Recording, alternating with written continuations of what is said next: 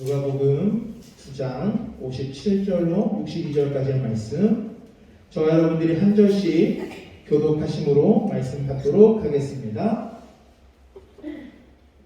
길 가실 때에 어떤 사람이 여짜오되 어디로 가시든지 나는 따르리이다.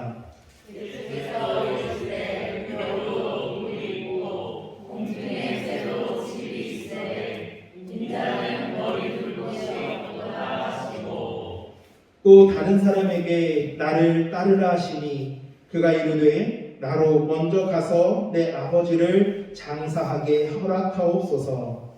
이르시되 죽은 자들로 자기의 죽은 자들을 장사하게 하고 너는 가서 하나님의 나라를 전파하라 하시고. 또 다른 사람이 이르되 주여 내가 주를 따르겠나이다마는 나로 먼저 내 가족을 작별하게 허락하소서. 예수께서 이르시되 손에 쟁기를 잡고 뒤를 돌아보는 자는 하나님의 나라에 합당하지 아니하니라 하시니라. 아멘. 오늘 이렇게 말씀을 전할 수 있도록 허락해 주신 하나님과 담임 목사님께 감사드립니다. 저는 오늘 누가복음 9장 57절에서 62절의 말씀을 통해서 진짜 제자의 의미라는 제목으로 말씀을 나누도록 하겠습니다.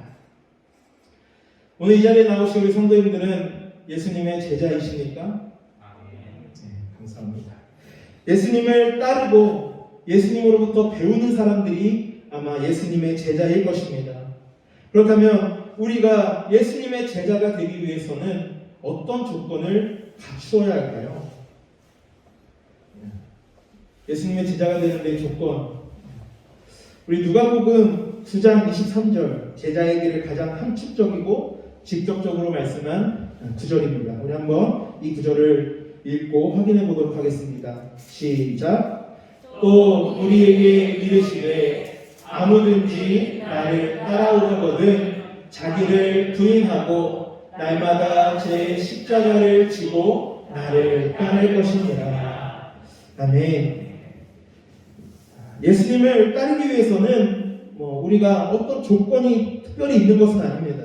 예수님께서 우리를 초청하실 때에 남자들은 키 180cm 이상, 여자는 몸무게 50kg 미만, 학벌은 서울대, 연고대 이상, 그렇게 집은 몇 평이고 집안은 재산이 얼마 있고 이런 조건을 걸고서 나를 따르라라고 하지 않으셨습니다. 아무든지 누구든지라고 말씀하십니다. 그렇지만 아무든지 예수님의 초청에 응답해서 예수님을 따를 수는 있지만 아무나 제자가 되는 것은 아닙니다. 예수님의 제자가 되기 위해서는 자기를 부인하고 자기 십자가를 날마다 지고 가는 사람만이 제자가 된다는 것입니다. 이것은 나의 모든 특권, 나의 어떤 선택의 어떤 권리, 나의 주권을 다 내려놓고 이제는 100% 예수님의 뜻대로 내가 살아가겠다라고 하는 그런 사람만이 참된 제자, 진짜 제자가 될 수 있다는 것입니다. 우리가 생각해보면 서울대도요, 또 서울대에 딱 들어갈 수 있는 조건이 따로 있는 것은 아닙니다. 누구든지 서울대에 지원할 수 있어요. 하지만 그 자격을 얻기 위해서는 전국에서 상위 0.4% 안에 들어야만이 서울대에 입학할 수 있는 권리가 주어지는 것처럼 예수님의 제자도 누구나 될 수는 있지만 그 누구나 예수님의 제자가 될 수 있다라고 해서 아무나 예수님의 제자가 되는 것은 또 아니라는 것이죠. 오늘 본문 말씀을 보면은요, 진심으로 제자가 되고 싶어하는 것처럼 보이는 세 사람이 등장합니다. 오늘 이 세 사람을 통해서 진짜 제자의 삶은 어떤 삶인가, 진짜 제자는 어떤 사람인가에 대해서 진짜 제자의 의미에 대해 말씀을 나누겠습니다. 먼저 57절 말씀을 보니까 어떤 한 사람이 예수님과 제자들을 찾아오게 됩니다. 길 가실 때에 어떤 사람이 여짜오되 어디로 가시든지 나는 따르리이다. 어디로 가시든지 나는 따르리이다. 정말 멋진 고백 아닙니까? 이 자리에 계신 여러분들도 나는 주님이 어디로 가시든지 나는 따르겠습니다 라고 이렇게 이렇게 당당하게 고백하실 수 있을까요? 정말 이렇게 고백하는 사람은 진짜 제자의 자격이 있는 것 같지 않습니까? 그런데 이 말에 대해서 예수님께서 58절에 이렇게 대답을 하십니다. 우리 한번 읽어볼까요? 시작. 예수께서 이르시되 여우도 굴이 있고 공중에 새대로 집이 있으되 인자는 머리 둘 곳이 없도다 하시고. 아멘. 자, 예수님께서 이제 이 사람에게 이렇게 말씀하시는 거예요. 이보게 나는 집도 절도 없는 떠돌이라네. 이 뒤에 이 예수님께서 이렇게 말씀을 하셨는데 이 예수님에 따라온 이 사람이 제가 그럼에도 불구하고 주님을 따르겠습니다 라고 그렇게 이야기했다면, 저는 단단히 각오가 되어 있습니다, 나는 어디로 가시든지 따르겠습니다 라고 그렇게 이야기했다라고 한다면 이 사람은 진짜 제자가 될 수 있었겠죠. 하지만 이 첫 번째 사람은 예수님의 대답에 그만 말문이 막히고, 이 다음에 그 사람에 대한 어떤 구절이 나오지 않지만 아마 그냥 이렇게 머쓱하게 아마 이제 예수님을 떠나게 되었을 것입니다. 이 사람은 예수님께서 이 가시는 그 길이 반짝반짝 빛나는 길이고 영광스러운 길인 줄 알았던 겁니다.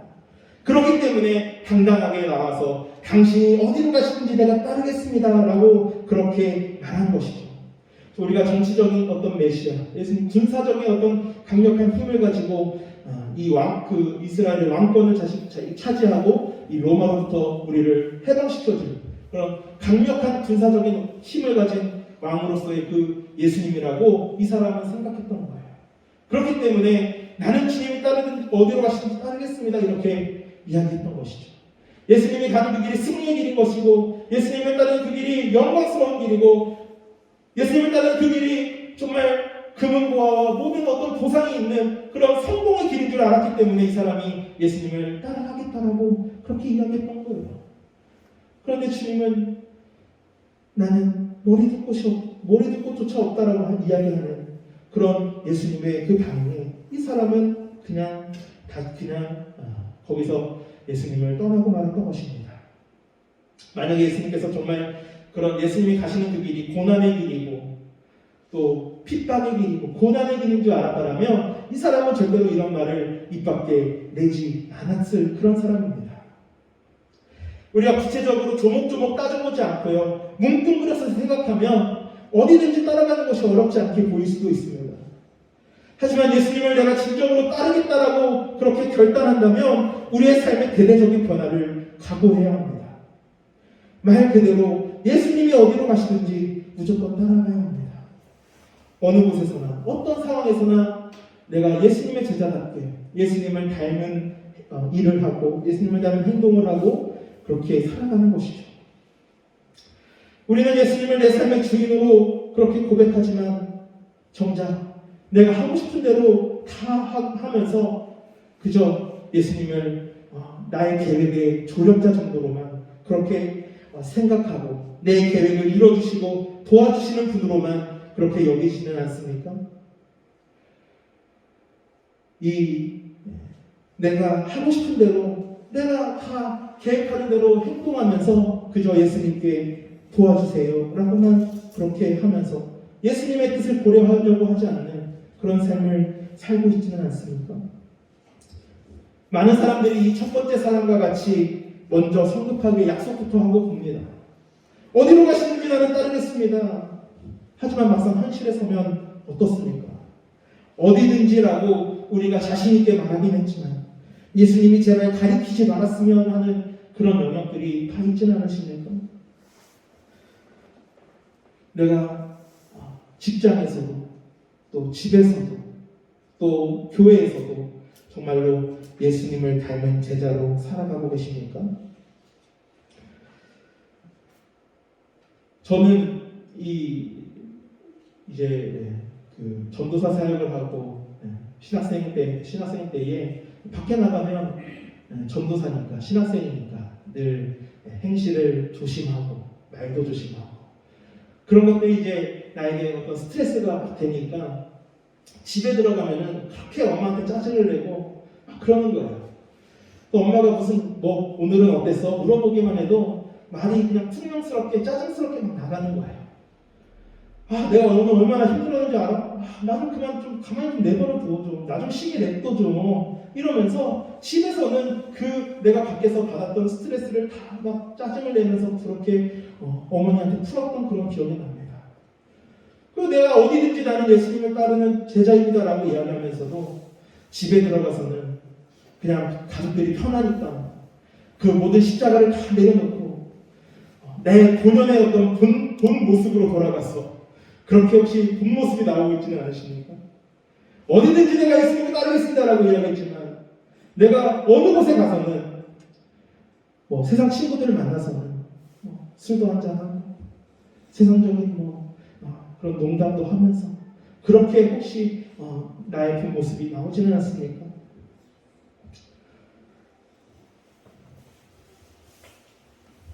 우리가 어디로 가든지 예수님의 제자가 되실 수 있기를 소망합니다. 그것은 우리의 어떤 힘과 능으로는 되는 것이 아니죠. 우리가 늘 정말 성령의 충만함을 받고 그 은혜 가운데 살아갈 때에 어디든지 예수님을 따르는 제자의 삶이 가능하게 될 줄로 믿습니다.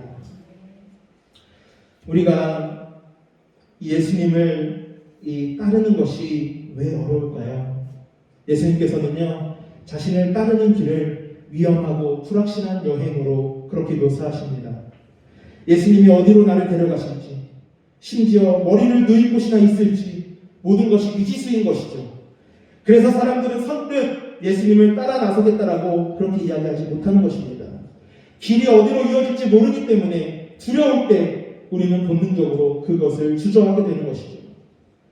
두려움은 언제나 이렇게 되면 어쩌지? 라고 하는 그런 질문을 동반하게 됩니다.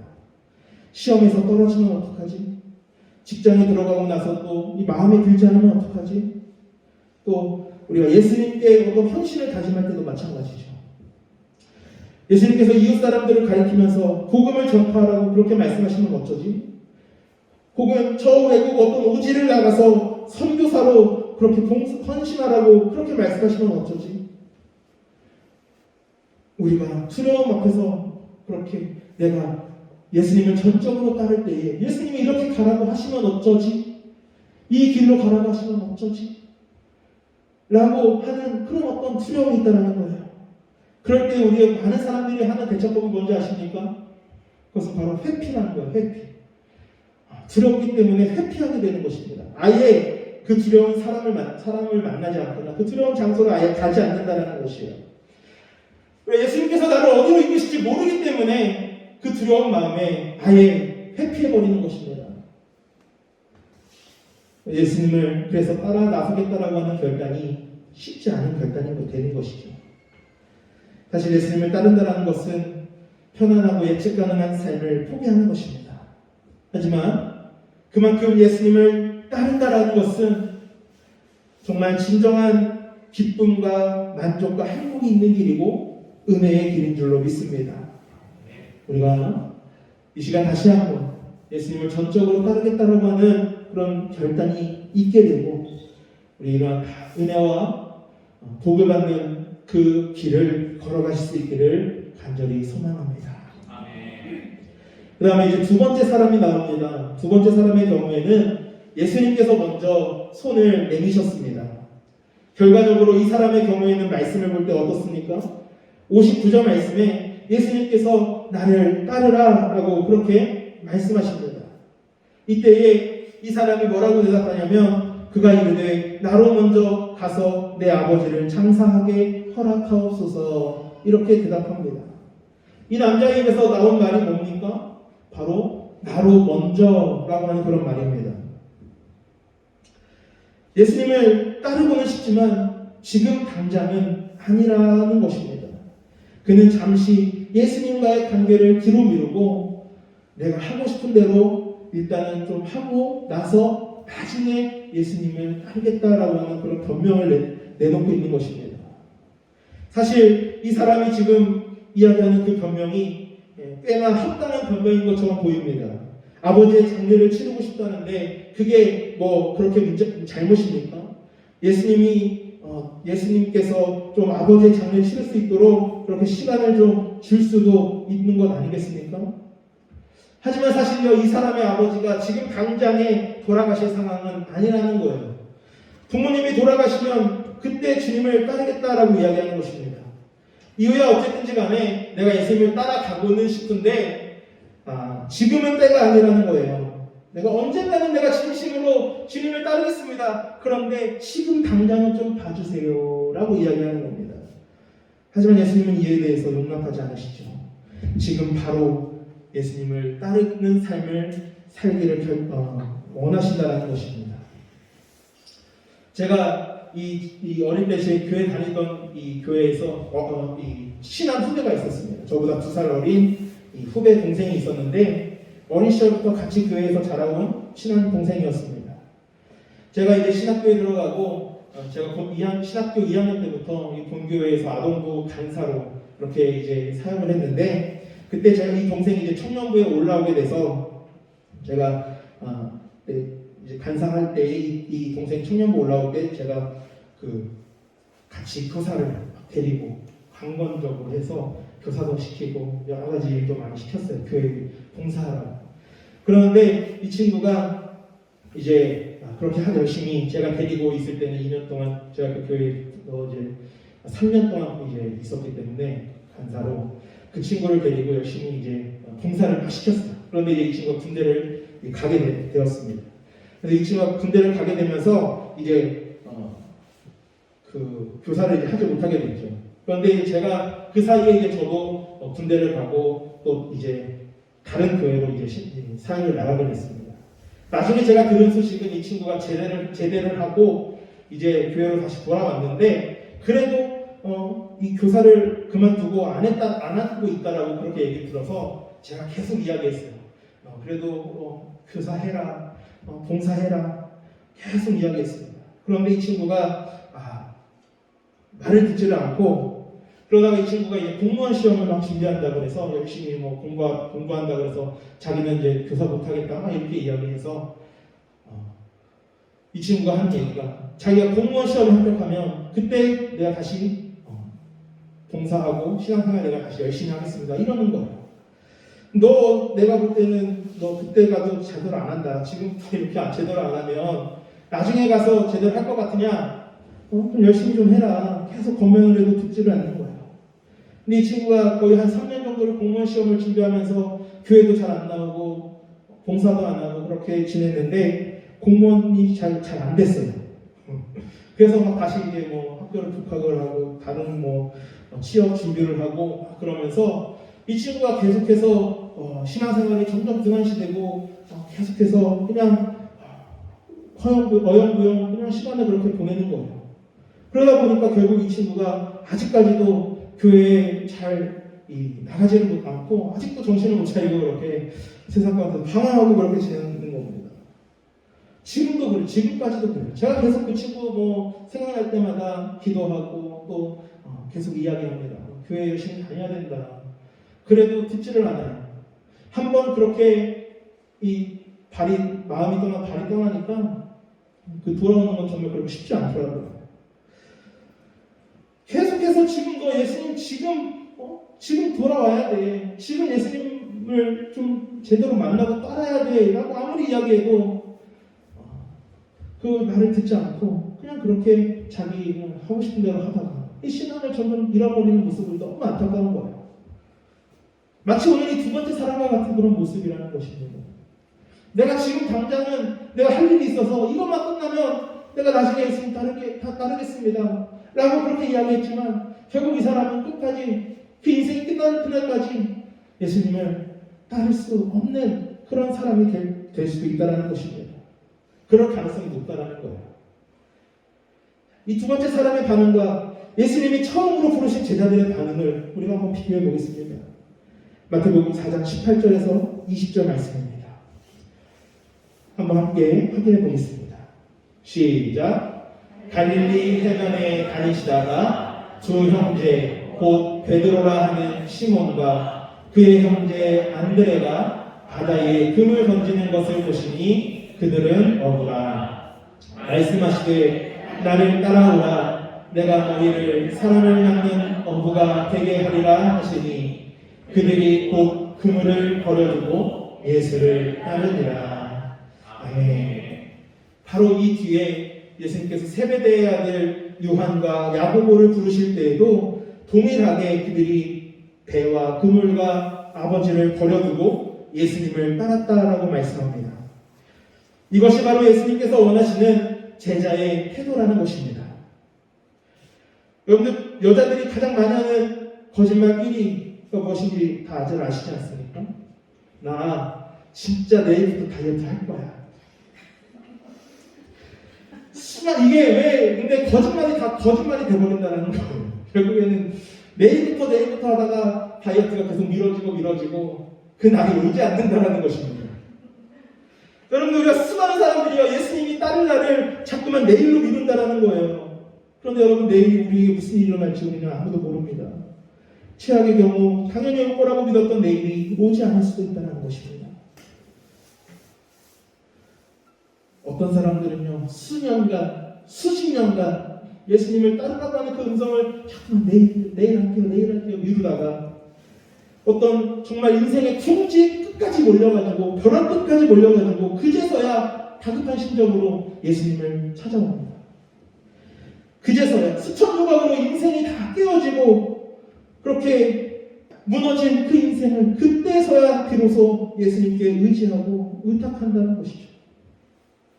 예수님은 우리가 내일이라고 미루는 그 사이에 우리 삶이 깨어지고 더 망가지기 전에 나를 따르라고 힘껏 외치고 계십니다. 우리가 더 이상 내일로 미루지 않기를 바랍니다. 오늘이 바로 우리가 시작해야 되는 날인 줄로 믿습니다. 그 다음에 우리가 세 번째 사람을 또 보겠습니다. 세 번째 찾아온 사람은 두 번째 사람과 공통점이 많이 있습니다. 이 세 번째 사람도 예수님을 따르기는 하겠지만 지금 당장은 아니라고 이야기합니다. 먼저 가족에게 작별 인사를 하겠다는 것입니다. 이러한 이 세 번째 사람의 요구에 예수님은 62절에서 이렇게 말씀하시죠.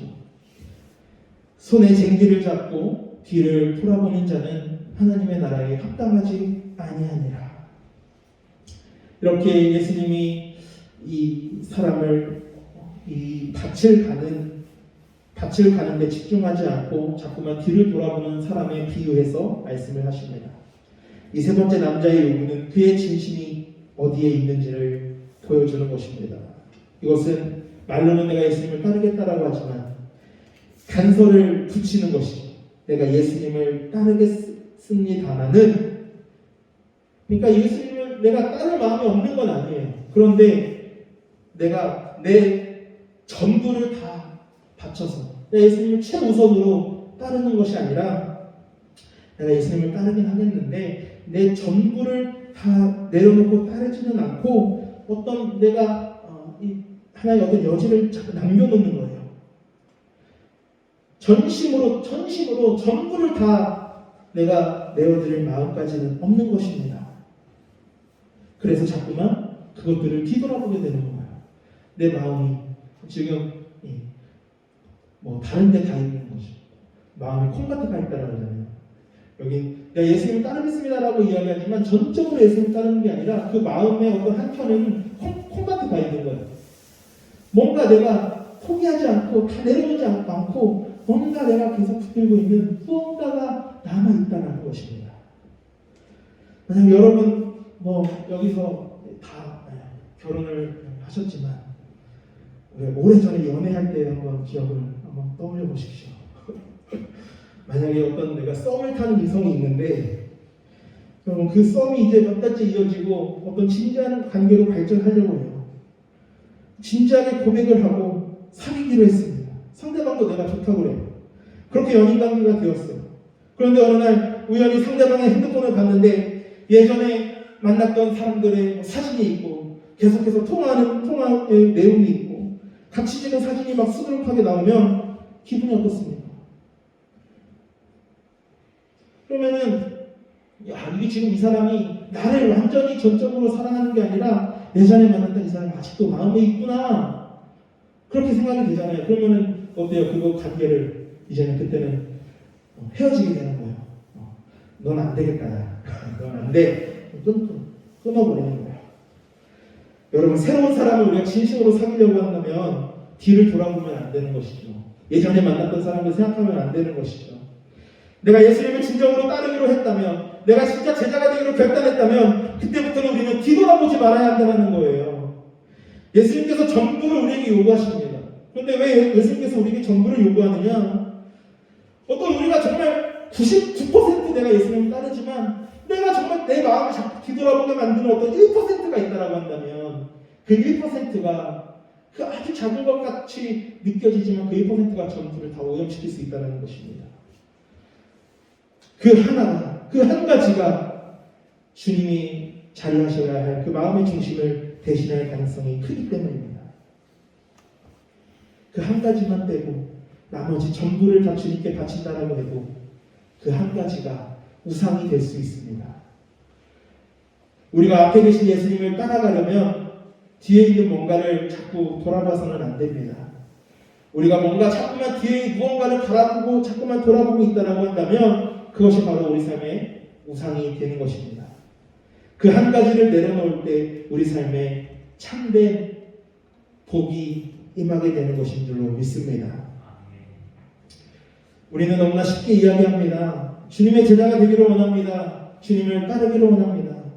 그렇지만 진짜 제자가 된다라고 하는 것은 오늘 우리가 이 세 명의 사람을 통해서 보듯이 어디서든지 또 언제든지 또 모든 것을 다 바쳐서 예수님을 따르는 것입니다. 오늘 시간 진짜 제자가 되기를 우리가 소망하고 예수님을 따르겠습니다라고 하는 결단이 있게 되기 원합니다. 또한 혹시 내가 아직도 여전히 내려놓지 못하고 있는 나의 어떤 권리, 포기하지 못하는 욕심, 그 즐거움이 있다라고 한다면 우리가 이 시간 그것들을 내려놓을 수 있는 마음을 주시옵소서. 그리고 주님만 따르겠습니다 결단할 수 있는 성도님들 되시기를 주님의 이름으로 간절히 축원합니다.